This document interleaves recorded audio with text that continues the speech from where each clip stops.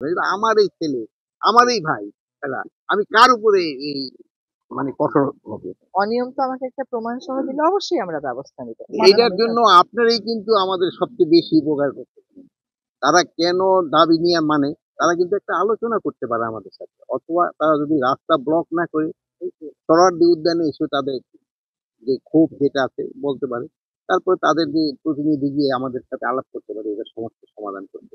তারপরে আবার ধরুন যে বিভিন্ন কলেজের সাথে যে হচ্ছে এক কলেজ আরেক কলেজে, এখানে ধরেন যে ছাত্র প্রতিনিধি আছে, ২ কলেজের প্রতিনিধিরা নিজের আলাপ করে নিতে পারে। ২ কলেজের শিক্ষকরা রয়ে গেছে, তারাও কিন্তু আলাপ করে এই সমস্যাটা সমাধান করতে পারে। তা আমি আপনাদের কাছে অনুরোধ করব, এরা যেন রাস্তায় না নামে, এটার জন্য আপনারাও তাদের অনুরোধ করবেন। কঠোর হচ্ছেন না কেন? কঠোরটা কিন্তু একটা বড় শব্দ। আবার কঠোর হলে আপনারাই বলবেন যে এরা কোন ইসের আসছে, এই যে আগের মতোই হয়ে গেছে। আগের আপনি কি চান যে আমরা এখানে লেথাল ওয়েপন ইউজ করবো? আমরা তো চাচ্ছি না কোনো অবস্থায় আমার ছাত্র ভাইয়ের উপরে কোনো ধরনের লেথাল ওয়েপন ইউজ করবো। আমরা চাচ্ছি যে আলোচনার মাধ্যমে যদি সমস্যাটা সমাধান হয়, ওটা ভালো, শান্তিপূর্ণ ভাবে সমাধান। এটা আমারই ছেলে, আমারই ভাই। এরা আমি কার উপরে এই কঠোর হবে? তাদের আমি যদি বুঝিয়ে পারি, ওইটাই সবচেয়ে আগে চেষ্টা করা হলো। যদি তারপরেও যদি না বুঝে, আর আমি আপনাদের অনুরোধ করবো, আপনারাও তাদের বুঝান। এরা কিন্তু আপনাদেরও ছোট ভাই। আপনাদেরও কিন্তু একটা দায়িত্ব রয়ে গেছে তাদের বিরুদ্ধের জন্য। এখন আপনারা শুধু আমারে প্রশ্ন না করে তাদেরও প্রশ্ন করেন, ভাই তোমরাও একটু সজাগ হও। এইগুলি লোকজনও কিন্তু পছন্দ করতেছে না, আমাদেরও কিন্তু অনেক ক্ষতি হয়, জনগণেরও খুব ক্ষতি হয়।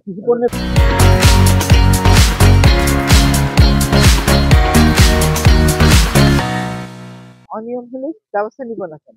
অনিয়ম তো আমাকে একটা প্রমাণ সহ দিলে অবশ্যই আমরা ব্যবস্থা নিব। এবং অনিয়ম যাতে না হয়, বিলম্ব যেন না হয়, মানুষের জন্য কোনো বিপর্যয়ের মুখোমুখি না হয়, সেজন্য যতটুকু আগাম প্রস্তুতি করা সম্ভব আমরা সেটুকুন আগাম প্রস্তুতি করতে এখানে এসেছি। আশার বাণী নিয়ে আসবো, কারণ আপনারা জানেন যে একটা হাওর অধিদপ্তর হয়েছে, যেটা আগে বোর্ড ছিল। আজকে আমরা মূলত এসেছি হলো এই যে বাঁধ ভেঙে যে হাওরের ফসলের ক্ষতি হয়, এটা আগে থেকে একটু দেখে দিতে, যে কোথায় কোথায় ভাঙন হয়েছে, কোথায় কোথায় শক্ত করে আমাদের মেরামত করতে হবে, যাতে হাওরে যারা চাষাবাদ করেন হাওরবাসীর কোনো ক্ষতি না হয়। আরেকটা বিষয় আমরা এখন আলোচনা করেছি যে হাওরে যে এত হাউস বোট গুলো চলে, এত আওয়াজ, এত প্লাস্টিক, এত পলিথিন, এইগুলোর নিয়ন্ত্রণ কেমন করে করা। আরেকটা হচ্ছে যে হাওরে মাছ, প্রাকৃতিক মাছ আর চাষের জন্য মাছ ছেড়ে দেওয়া লিজের ব্যাপারে।